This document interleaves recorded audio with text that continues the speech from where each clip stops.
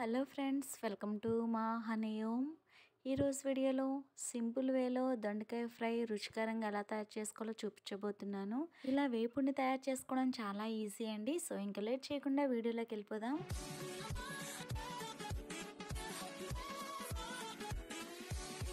దొండకాయ వేపుడు తయారు చేసుకోవడానికి నేను ఇక్కడ 1/2 కిలో తీసుకున్నాను.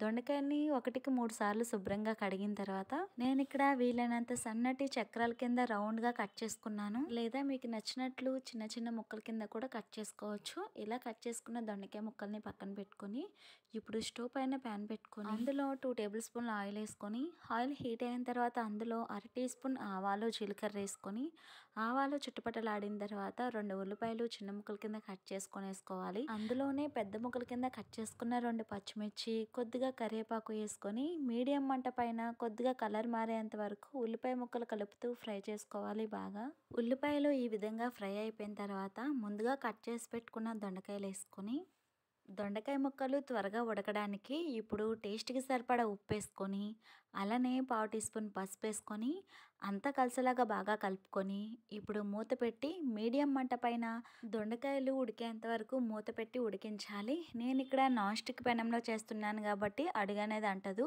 మీరు ఏదైనా అల్యూమినియం కడాయిలో చేస్తే కనుక అడుగు అనేది అంటుతుంది. మధ్య మధ్యలో మూత తీసుకొని కలుపుతూ ఉండండి.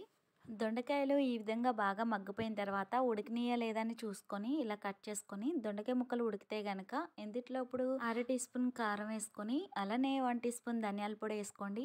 కారం మీ టేస్ట్ని బట్టి వేసుకోవచ్చు. ఇప్పుడు అంతా కలిసిలాగా కలుపుకొని కారం వేసుకున్నాం కాబట్టి మూత పెట్టి ఒక 2 నిమిషాలు సిమ్ ఫ్లేమ్లో మగ్గించండి. 2 మినిట్స్ తర్వాత మూత తీసుకొని ఒకసారి కలుపుకొని ఇంకా స్టవ్ ఆఫ్ చేసేసుకోండి. అంతే, ఎంతో ఈజీగా చేసుకునే దొండకాయ ఫ్రై రెడీ. ఈ ఫ్రైని అన్నంలో కలుపుకొని తినొచ్చు లేదా రసం పప్పు చేసినప్పుడు సైడ్ డిష్లా తిన్నా బాగుంటుంది. ఈ ఈజీ రెసిపీని మీరు తప్పకుండా ట్రై చేయండి. ఈ వీడియో కనుక మీకు నచ్చినట్లయితే లైక్ చేయండి, షేర్ చేయండి, సబ్స్క్రైబ్ చేయండి. Thank you for watching.